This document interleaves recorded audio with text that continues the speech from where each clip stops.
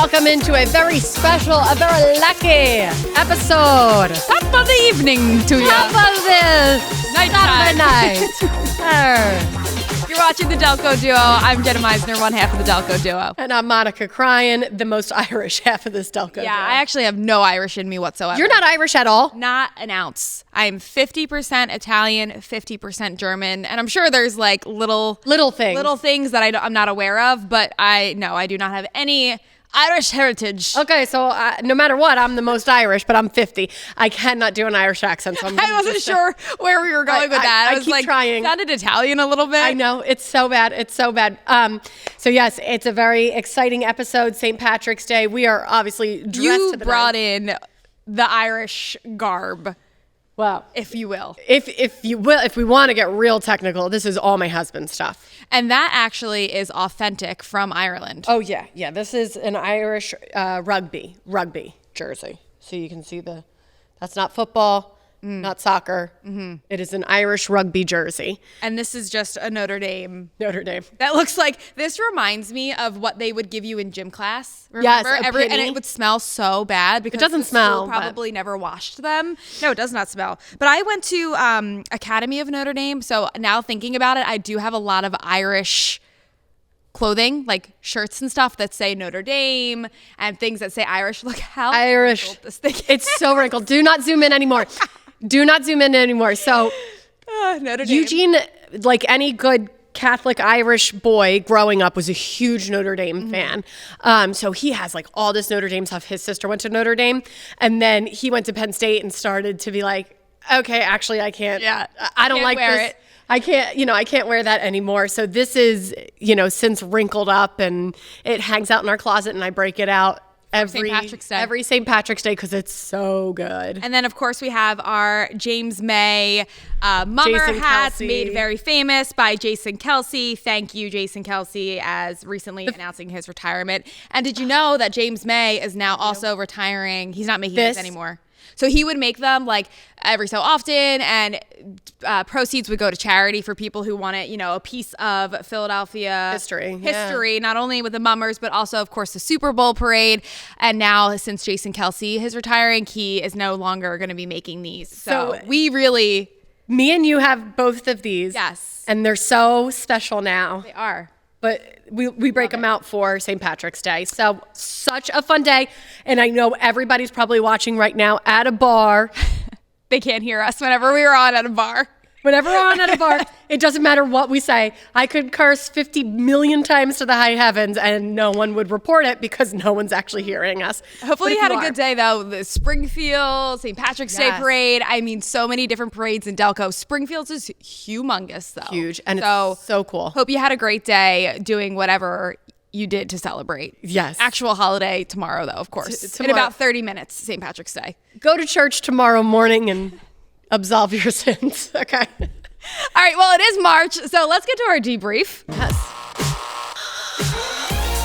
And why is it important that it's March? Why did I say that, Monica? Because March Madness. Last year we had so much fun with March Madness. We did brackets every week. Every show we updated the bracket for Delco bars, best Delco bars. And it was so much fun because it was tough. At times there would be two great bars up against each other, just like it's like March normal Madness. March Madness. In the beginning, there's clear outliers, clear winners, but then when we got towards the end, people were really having a hard time picking their favorite bar. Yes. So as tomorrow is Selection Sunday for the actual tournament, we will also be having our first bracket next Delco Duo. Listen to this sports reporter. It's Selection Sunday. Selection Sunday. I don't know what that means. I just know it's the teams that get picked, the 64 teams, right? I don't know how it all works, but they will be selected on Selection Sunday. So we have decided that this year we are going to do pizza. Best pizza in Delco.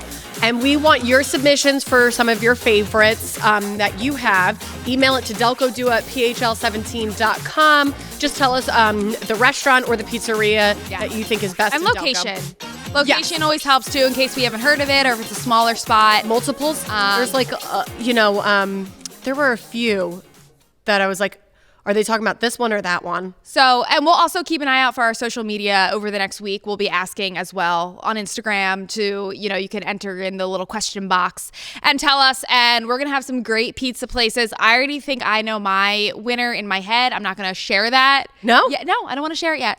Okay. I already think I know what's going to win. And let's not get too technical about well, it depends, upside down. New York style. New York or square. Just tell us your favorite pizza spot. Don't overthink it. We're not going to overthink it. Why would you ever overthink pizza? Delco's got some great pizza. Everybody does overthink it. Okay.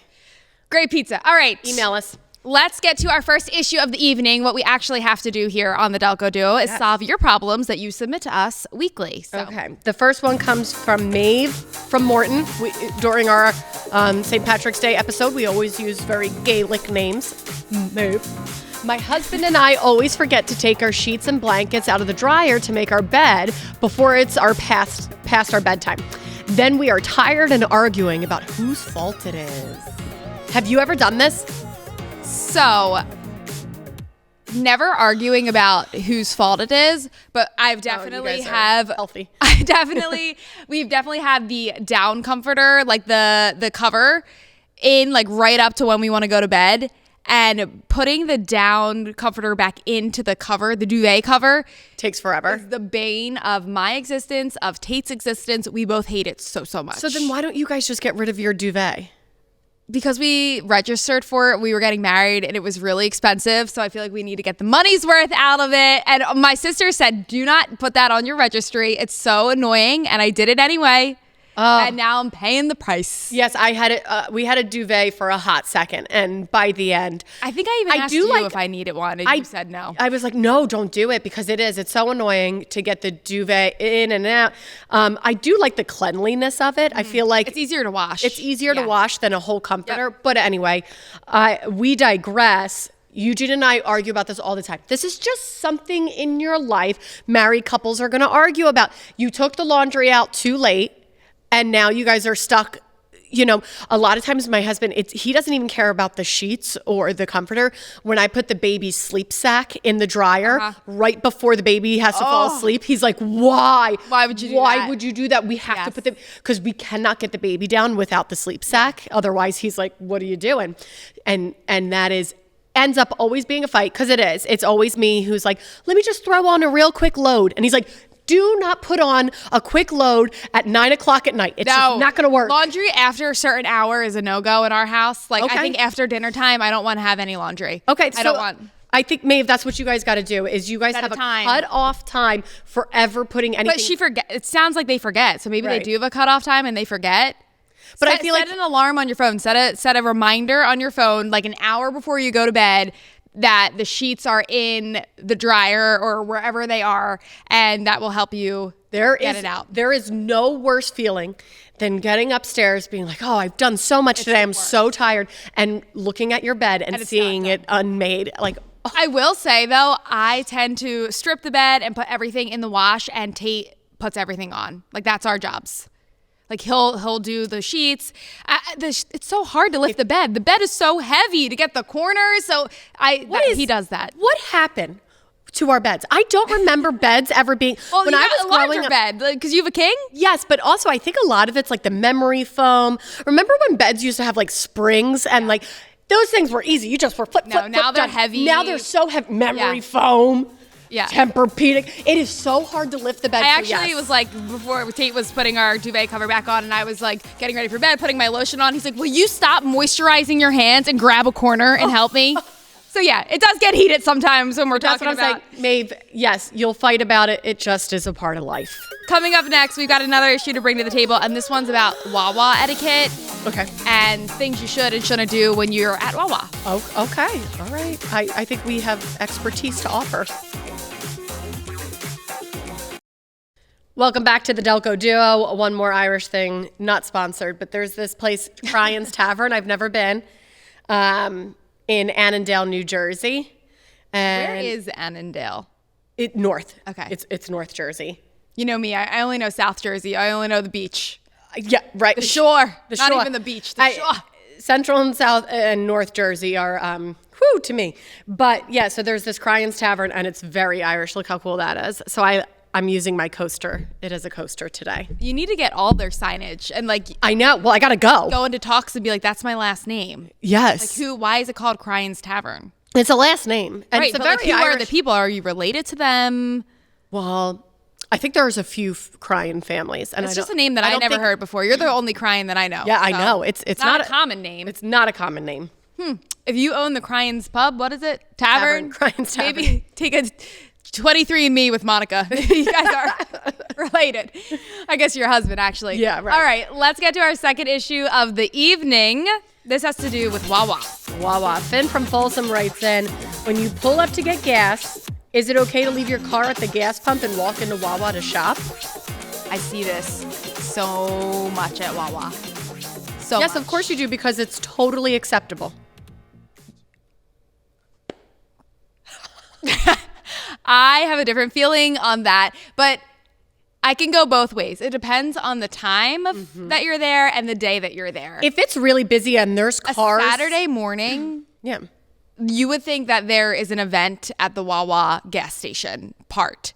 Every time I get gas on a Saturday morning, it's banana land. Yeah. There's a million people and everyone's pulling in, pulling out, going to different activities. It's the weekend. So don't do it then. That is not nice. Okay, but in general, get your gas and walk in. I do it all the time. I do it all the time. When I'm in the car and we'll go there at Tate and he runs in to get something and I'm still in the passenger side, I feel like I'm getting death stares from people who want to use the pump and there's no driver and I'm just sitting in there like, I'm sorry. Like, I feel like people really get upset by that. This is interesting because I've never had to give it any thought. I feel as though I go at times that are not crazy to get gas. Like when I'm getting gas, I've gone at crazy times and pulled in and just parked and walked in.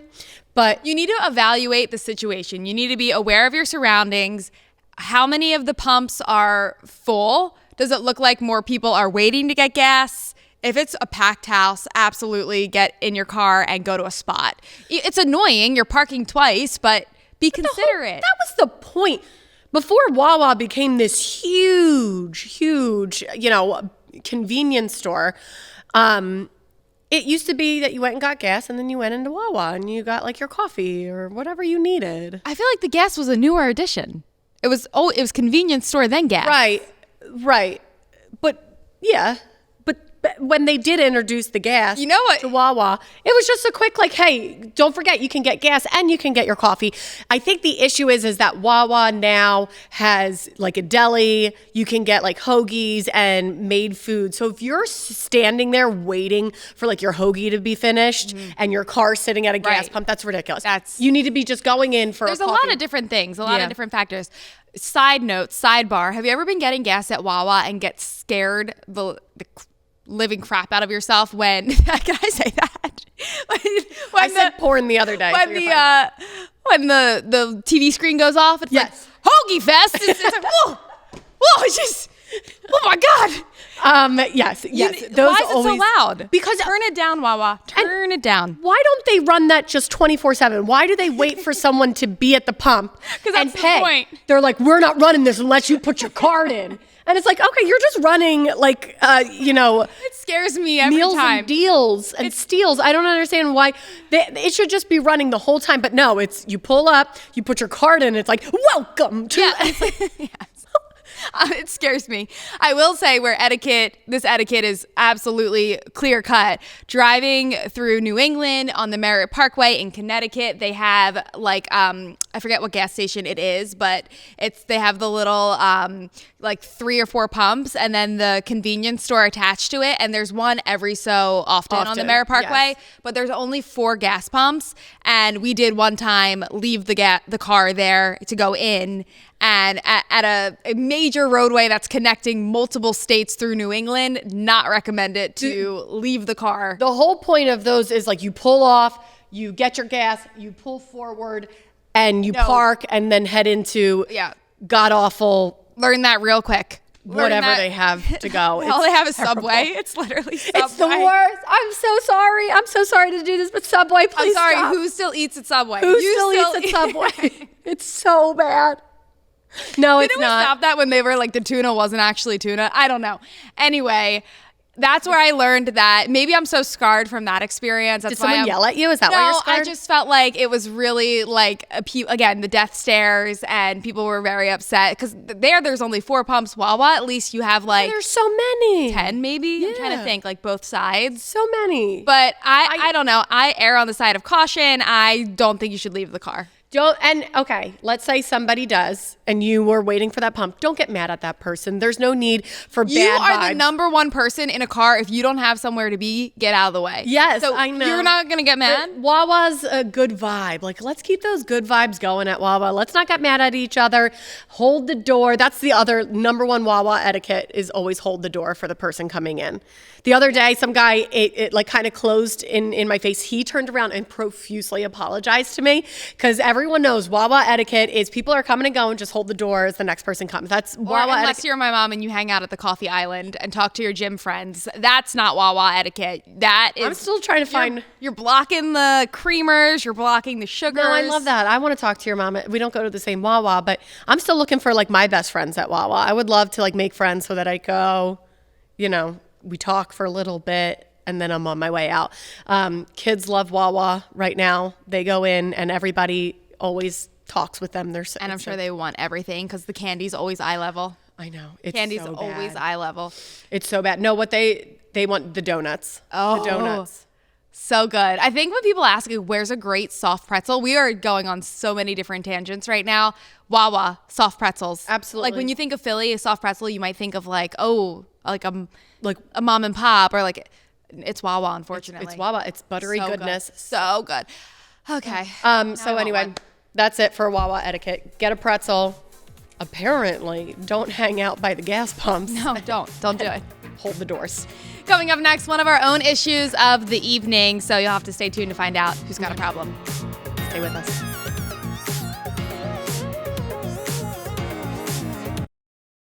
Welcome back. You're watching the Delco Duo Saturday night here on PHL 17. All right, let's try our best Irish accents. Oh, I'm Monica from Media. Top of the morning to ya. I was trying to think of a word that would like get me into the accent. Yes. The potatoes. That was Indian. Oh man, we're so bad. I think top of the morning to ya. Top of the morning to ya. Okay. Mrs. Doubtfire. Okay, let's get to the issue. One of our issues tonight. What's Monica crying about? This is one of those issues where I know I'm like 100% in the wrong. So we were at Barnes & Noble. Mm-hmm. And love Barnes & Nobles. Oh I love going to Barnes & Noble. It's so fun. And I brought the kids. And God, Bubba right now, my 2.5-year-old, is just into one of those things. He's just so defiant. He's just not being proving good. The terrible twos. Yeah.